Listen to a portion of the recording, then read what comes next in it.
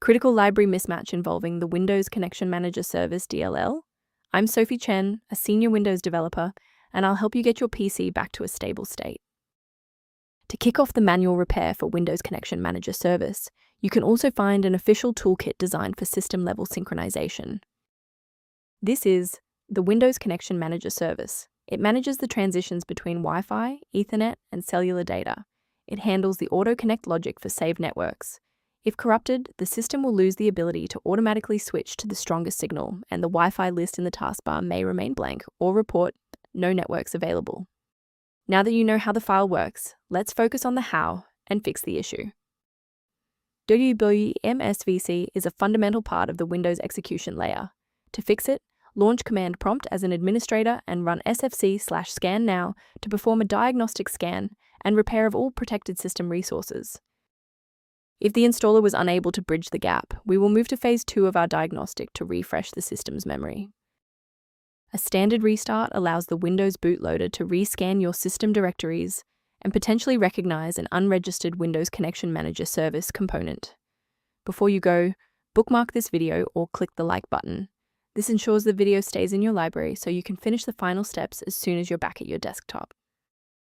If that didn't clear the error, follow these instructions to modify your system paths. If you need to pause the video to type these out, please do so. Rebooting didn't clear the communication block, so we'll manually flush the network plumbing. Open Command Prompt as admin, then run these 2 commands.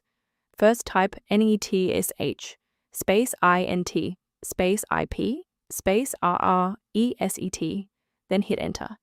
Second, type netsh space winsock space reset, then hit enter again. Why are we doing this?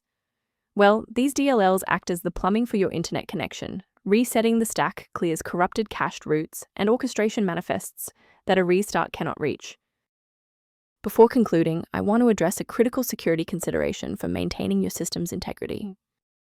Be aware that manual interventions for Windows Connection Manager Service DLL often create secondary conflicts. Using an incorrect file version can cause cascading application crashes, making your workstation significantly less stable than before. To ensure your system remains within verified parameters, you might choose to use an authorized maintenance path for ongoing support. Review options for improved system responsiveness by consulting the primary tool linked below for Windows Connection Manager Service.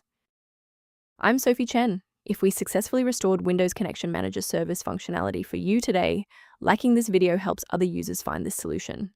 Subscribe for professional tech support